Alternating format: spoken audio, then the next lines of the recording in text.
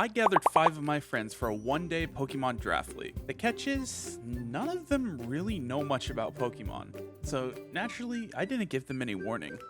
And we talked about Pokemon stuff and how not many people in this Discord call know much about Pokemon. Oh God, we're doing a Bad word. Pokemon trivia. He can't come back. He actually can't get back in here. That's amazing. A few moments later. Once I got them situated and explained what was happening, we randomized a draft order and using snake draft format had each player pick out 7 Pokemon that they were able to build a team with. This went about as well as you could imagine.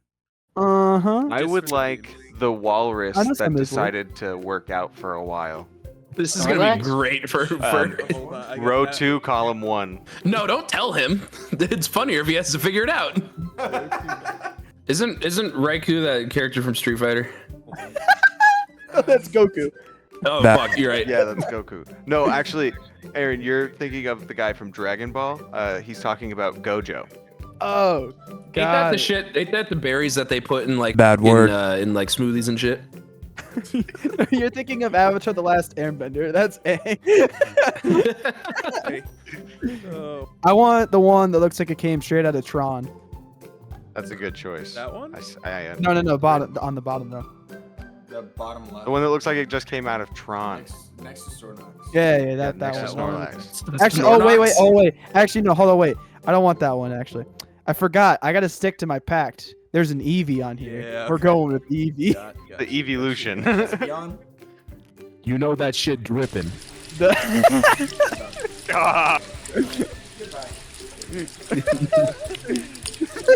Okay, so we're back to Tanner now.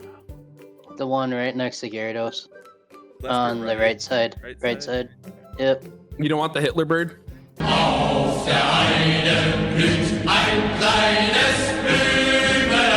Nope. The one that looks like it's from Yu-Gi-Oh. They all look like Yu-Gi-Oh! Motherfuckers. Bad word. No. He means the one right No, above he's talking about Snorlax. Right above Snorlax. The sword and shield? Yeah. That does look like it's from Yu-Gi-Oh. That's some I'll shit stand beyond by an that. Egyptian wall. Right. I'll take the difficult butt plug.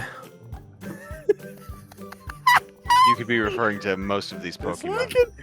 You could. No. No, he's gonna let you choose which one the difficult butt plug is. No, there's an answer. No, it's the one above the one that was just taken, I think. Would Oh, that looks no. sharp. No way, no. that ain't difficult. Yeah, that one. That one looks- got you. Oh, that is a difficult butt I keep plug. forgetting I get to choose 2. I can't show the entire draft because it ended up taking like almost an hour because these idiots couldn't shut up for 5 minutes. With the draft done, each player had just under 24 hours to research and craft the best team. Oh. And they're done. Yeah.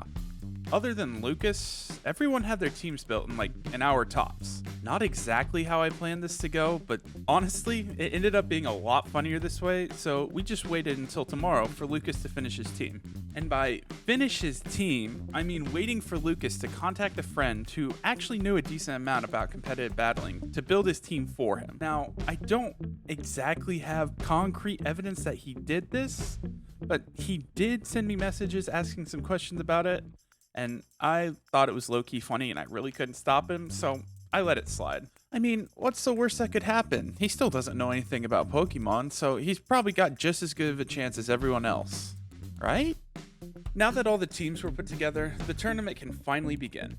Continuing the theme of keeping things as scuffed as possible, I hopped on the first tournament racket site I could find. Shout out to challenge.com. Not sponsored, by the way, but it worked pretty well for what we needed. I then threw everyone's names into the mix and got the bracket. The first match on the list was between Lucas's powerhouse team that he had no clue how to use, and Aaron with his semi-serious meme team. Just a preface to how this tournament's gonna go, when I say these guys don't know much about Pokemon, I'm not kidding. Just about everything you picture a complete newbie to do will happen in this tournament. Refusing to swap out with a huge type disadvantage? Yep, we've got that. Using a move that has no effect? Definitely, that's here too. Using that same move the very next turn, even though literally nothing changed since the previous turn?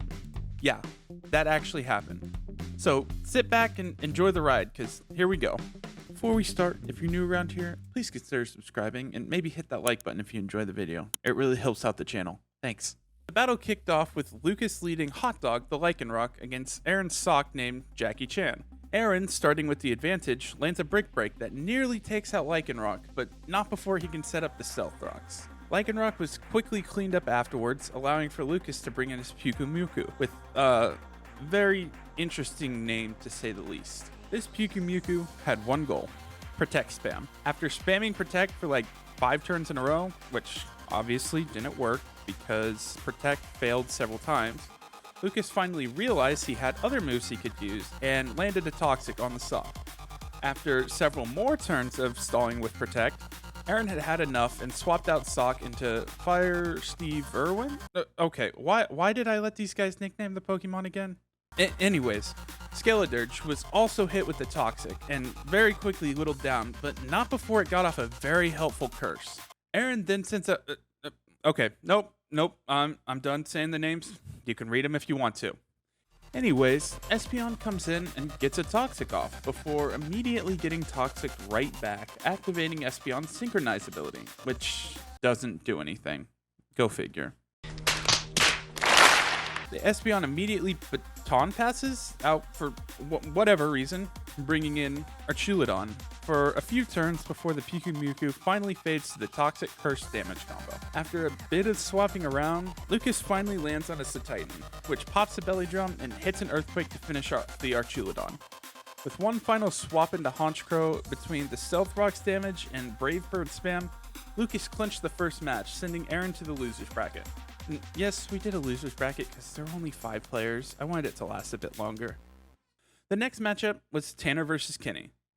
This matchup, again, was really a toss-up.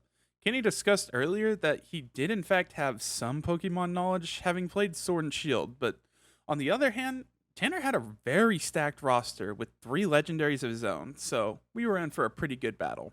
The match started with Kenny leading off his Snorlax into Tanner's King Gambit. Tanner started off with the right idea, trying to take out the Snorlax with the super effective move Focus Blast. However, got very unlucky with back-to-back misses. So I missed! As Snorlax just let off a Hyper Beam and fully recharged with no punishment. After a few damage exchanges, Kenny brings out his Raikou to finish off the King Gambit. Tanner then makes a questionable move by bringing out his Water-type Volcanion, which actually works out as Kenny decides to swap in his Greninja, which was very quickly taken down. After Kenny opts to swap in Great Tusk, the two trade Earthquakes back and forth until inevitably resulting in a very quick and painful death to Volcanion, and the battle continues. After Aegislash comes in, predicting a fighting type attack, Kenny makes an amazing move and swaps to his Mimikyu to negate all effects. And after a bit more back and forth, Tanner's Gyarados manages to take out the Mimikyu and deal good chunks of damage to several other Mons before finally being taken out by Raikou. The battle continues on with Cresselia taking out Great Tusk and then shortly after being finished by Snorlax. Even though Kenny had a 1 Pokemon advantage, this battle could really go either way. Tapu Koko quickly finishes off Snorlax, and with a little more time, Aegislash managed to take out the Raikou, but not without being taken out by Burn.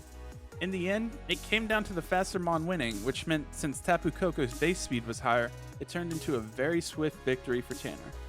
Like I said, no one did anything with EVs or IVs, so that didn't matter.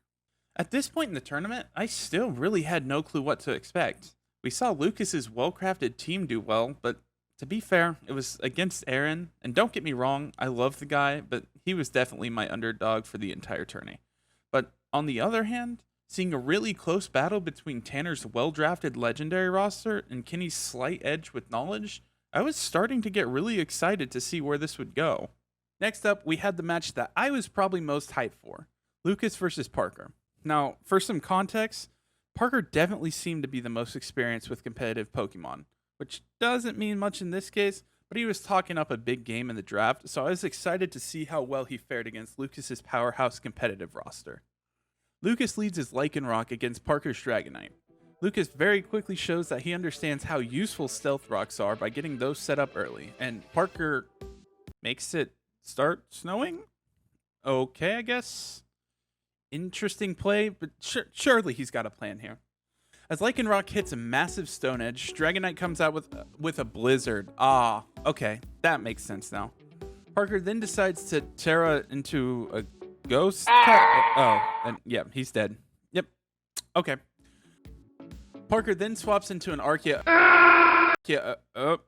Nope, that's dead too. Well, surely Parker, the mastermind, has some sort of plan here, right?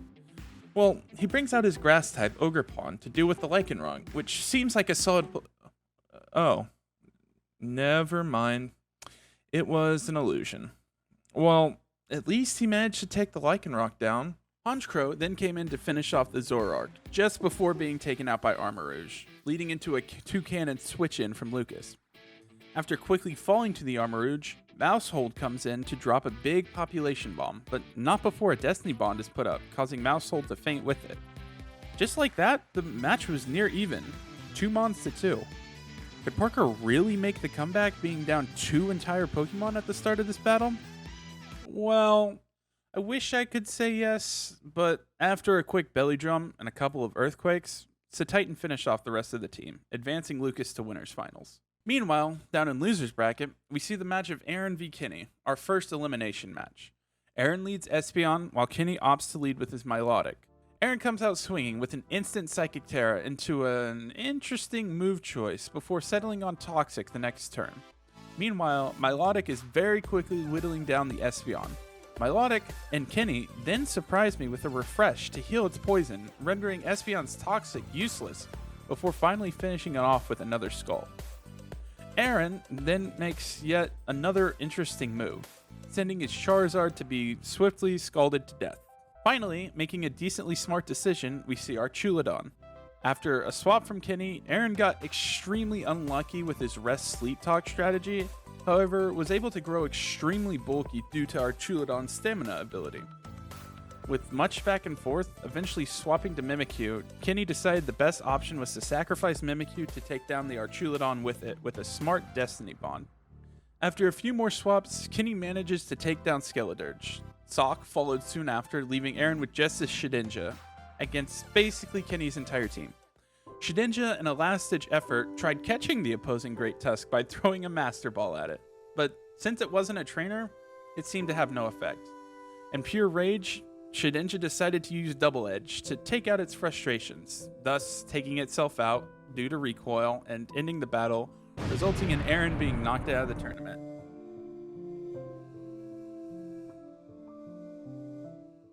Next up, to continue Kinney's Cinderella run in the lower bracket, he had to face off against Parker. Both players still had a lot to prove, so there was quite a bit on the line for him. Kinney led off with his Greninja against Parker's Archeops, which very quickly set the scene with a Stone Edge, nearly one-shotting Greninja. Greninja swaps out into Raikou, which casually avoids the following Stone Edge, a major relief for Kinney, as that would have caused problems had it landed. Raikou then swiftly takes out the Archeops before landing a nasty Thunderbolt against the Ogre Pawn, leaving it fully paralyzed. After a swap into Snorlax and some back and forth, Ogre Pawn is eventually taken down, giving Kinney a strong 2 Pokemon lead. Lots of swaps and damage trading later, Dragonite is finally able to take out Kinney's Great Tusk, shrinking Kinney's lead ever so slightly. Soon after, all of the damage caught up to Kinney as his Mimikyu was swiftly taken out, followed by his Greninja shortly after. With some tactical swapping on both sides, Kinney was finally able to break through by taking out Parker's Blastoise with his Raikou. Armarouge would swap in, getting revenge and finally giving Parker a 3-2 lead. With Milotic coming in, Parker made a very smart play, opting to sacrifice his Armarouge with a Destiny Bond to take down the nearly full health Milotic, leaving Kinney with just a Snorlax on 1 HP. Unfortunately for Kinney, there wasn't much he could do, as his Snorlax fainted, advancing Parker to losers finals. Back up in winners finals, we see Lucas and Tanner going at it. Lucas starts with his Rock Setter, and Tanner bringing out Gyarados, a solid counter. Lycanroc quickly sets up rocks, but not without taking a massive hit from Gyarados, and quickly goes down. Lucas counters with Titan, immediately pulling out the belly drum, and after a strategic Icicle Crash, finishes off the Gyarados. Tapu Koko then comes out and quickly takes revenge, taking out the Titan and granting Tanner a 1 Pokemon lead. Mousehold comes out shortly after, and with a quick population bomb, takes out Tapu Koko. And after dealing a bit of damage, King Gambit quickly follows suit. Now, I wish I could say Tanner had a crazy comeback and made the game close, But after several more population bombs, Mousehold essentially brought Tanner down to just Aegislash, which was very quickly taken down by a Honchcrow Sucker Punch, sending Tanner to Losers Finals. Losers Finals. Tanner versus Parker, the rematch. Tanner comes off with a strong start, immediately taking out the Archeops, then very quickly being taken down by Armarouge, 1-1. With some more back and forth, Gyarados takes out Ogerpon, then outrages the Dragonite to give Tanner a large lead before finally being taken down by Blastoise. After Parker takes down the Cresselia, this match is right back to even until Tanner lands a massive Thunder from Tapu Koko, fully paralyzing the Armarouge and effectively giving Tanner the edge he needed to finish out this match. With a few more Thunders, Tanner was ready to run it back against Lucas in Grand Finals. The rematch of two Titans of the tournament starts exactly as their previous meeting. Lycanroc sets up rocks, then immediately takes a chunk of damage from Gyarados. A solid start from both sides. Unfortunately for Tanner, two low damage rolls on Water Pulse leave Lycanroc alive, allowing it to do massive damage to both Gyarados and Tapu Koko before Tanner's finally able to take it out. Lucas then makes a risky play, swapping into Cannon into Tapu Koko, which ends up working out as it narrowly dodges a Thunder and finishes off the Tapu Koko. Toucannon promptly removes Volcanion as well and almost finishes off the King Gambit before being taken out, evening the playing field. With a quick switch into Honchcrow, King Gambit is taken down, and after a swap into Mousehold, the game is just about over, as Lucas population bombs the Cresselia and Gyarados, leaving the Aegislash in a 1v4. After a huge Steel Beam on the Mousehold, Aegislash leaves itself with about a quarter of its health in a 1v3. But with a swap into Honchcrow and a quick Brave Bird finishing off the Aegislash, the tournament was over, crowning Lucas the winner. So, yeah, I guess letting Lucas have a pro build his team may have been a mistake, and I might have underestimated his skills, but you know what? At the end of the day, this entire tournament wasn't about winning. It was about killing a couple hours with some friends and just having a good time. Overall, everybody said they had a great time and would definitely do this again. There were even some friends we have who couldn't make this session, so if you'd like to see us do another one, consider subscribing. Anyways, thank you guys so much for watching. Hope you enjoyed the video. Peace out. See you guys.